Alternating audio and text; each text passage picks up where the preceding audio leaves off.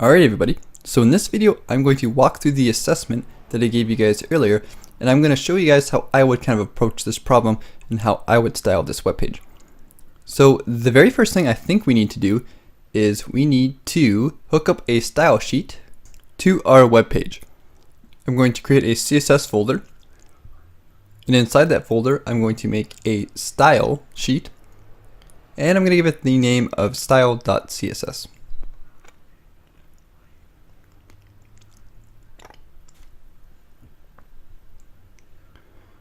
And there we go, we now have our style sheet there. So I'm going to open that up with Notepad, but we're going to go back to our HTML and let's add the code that we need to do in order to hook the style sheet to our HTML document. So remember, we'll go link, relationship, let them know that this is a style sheet that we are hooking up to our HTML document, and in the href we will give the file path to our document.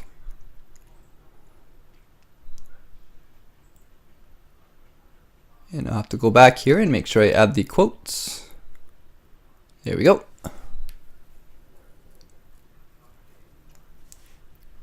And now we need to test our style sheet just so that we know everything is working correctly.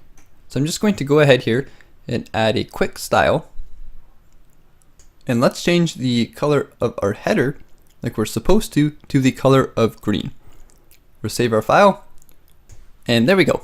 Our text is now green and our CSS style sheet is hooked up to our HTML document. So those two things are done. Next up, let's move on to changing the font size of all paragraph elements to 17 pixels. So we can start that off by creating the paragraph element, targeting it, then changing the font size to 14 pixels or 17 pixels, sorry.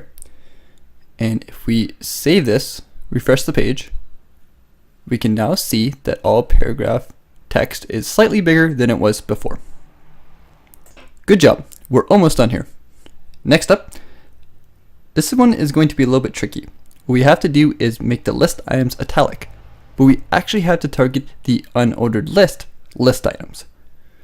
And then we're going to go font style and make it italic. Save that, refresh our page. We can see now that the font style has been applied to our list items. Pretty cool. Now for the bonus objective, and if you got this right, give yourself a pat on the shoulder, we're going to use Google. I'm going to open up a new tab here. And we're going to look up the CSS property that changes the background color of an element. So let's go how to change background color in CSS.